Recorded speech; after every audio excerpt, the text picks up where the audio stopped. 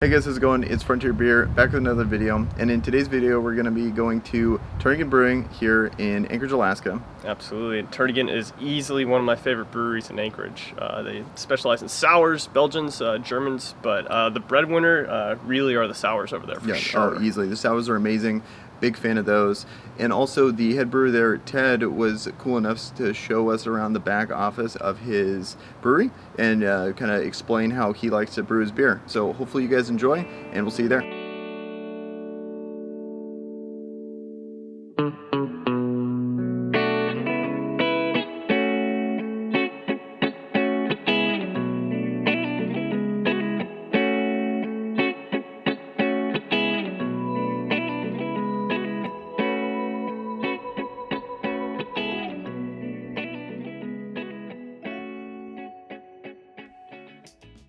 You need to know your biology to be a good brewer. You need to have good sterile technique. You need to understand yeast biology. It's sort of somewhere between cooking and, basic lab microbiology. Contaminate, right? We contaminate, and if it got into, fittings and rubber and plastic on that side, we'd never be able to get it out. Right. So we don't want it, but we do want to sour, and we want to sour in a way that creates a desirable sourness. You can do a kettle soured beer, and you can produce a sour wort in about 1 to 2 days using a pure lactobacillus strain, but it produces a sourness that's very one-dimensional. So we chose not to do that, and this is the price we paid to sour properly, which is that we had to liberate a lot of space and expense to do that. So what makes your sour beer special? So we use a polymicrobial souring process, meaning there's many different kinds of bacterias that naturally sour the beer, and we captured them from the wild. So they lived on wood here in Anchorage, and at home about 6 years ago, I just threw some alder wood into a wort, and then I maintain that culture basically at home the same way that I maintain it here. And I'll tell you about that process. That's badass. So these organisms that's what lives here. You can't really reproduce this culture or this kind of sourness anywhere else. So this tank serves several purposes. This is an 80-barrel tank, so this is 8 batches of beer in here. It's a single wall tank, so this dimple jacket just conducts the glycol, but we don't ferment in here anymore, so there's no glycol pooling in this tank. I had it built to my spec with these 2 arms. This is my own design, and each arm contains a different kind of wood. This arm has Anchorage alder wood, and this arm has French oak. Cool. These valves allow us to isolate the arms. So when I determine that the wood needs to be refreshed, there's not enough wood flavor, I isolate it top and bottom. And then at the top, I can pull the core out and pack it with new wood. These heating pads heat the liquid in this tube to induce a convection current so that the beer circulates through the wood. And the design is such that we can change the wood with introducing minimal amount of oxygen.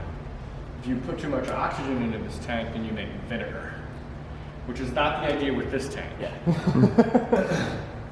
So this holds the house culture, and what we'll do is pull a small amount off every month, and only once a month, and we'll use that beer, we'll serve that beer, and then we'll put in green beer, which is fermented young beer, to make up the space. So it's maybe just between 5 and 10% per month comes off and gets refilled. Have you ever considered making vinegar? We do make vinegar. Cool. I'm getting there. So the beer that comes out of here is a dark, wood-aged sour beer.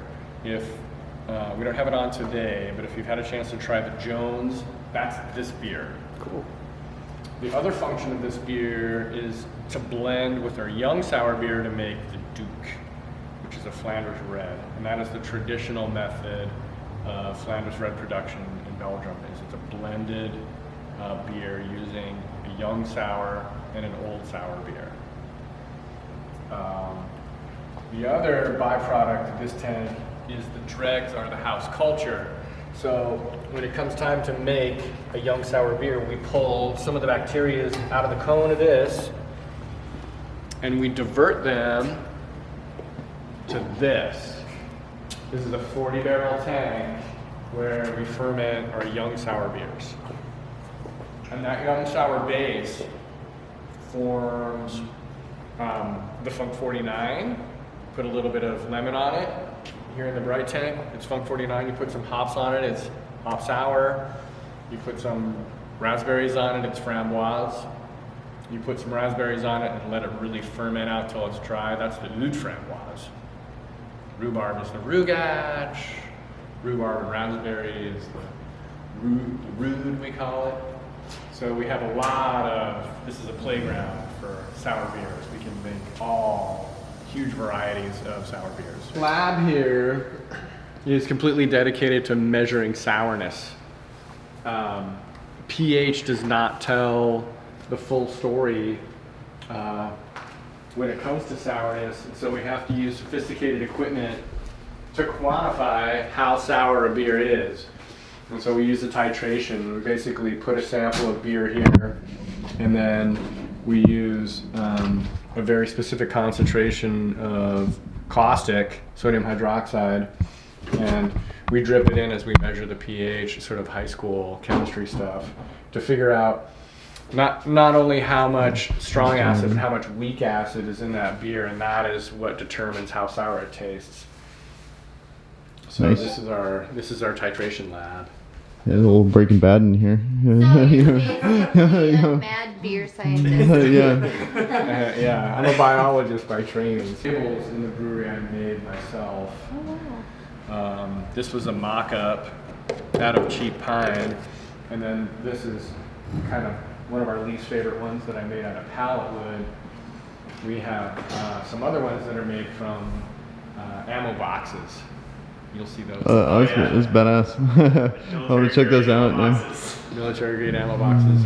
That's awesome, man. They're from Girdwood. They do avalanche mitigation with howitzer rounds. Oh yeah, that's exactly, okay, that makes so much sense. I was kind of wondering how are you getting those, so.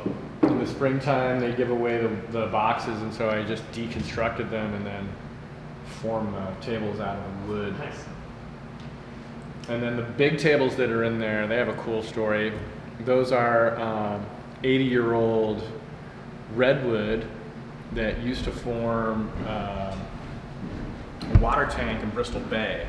So in South Naknek, there's a cannery that had a water tank. It was built, I believe, in the 20s or 30s. And so when it had lived out its life, the cannery owner deconstructed the tank and brought the wood to Anchorage, and I bought it, and then I formed the tables. So the big butcher block ones in there are all tight grain, old growth redwood that you can't really get anymore. That's been here for almost 100 years. It's pretty cool. All right, guys. Well, that was Turnagain Brewing. Had a lot of fun. Big thank you to Ted for having us around and showing us the back of his brewery. I thought that was really cool of him to do, so thank you. Pretty cool conversation we had with him at the end there. Yeah, we struck up a really good conversation about brewing and his techniques, how he got started, and we think we'll actually make it kind of a regular thing on our channel now. We're not sure what it's going to be called, but we'll be dropping that at some point. Tremendous beer there. Had a great time drinking Flanders Red specifically. I think that's something that anybody wanting to visit should try. Flanders is super good. Yeah. I'm a big fan of the hop sour too. I'm just a big fan of sours in general. So this was exactly the kind of spot I like to go to. We'll be linking down in the description the full audio of our conversation if you guys want to check that out. Also some links to like their merch and their website and all that. So if you like content like this, please consider subscribing, and you guys have a good one.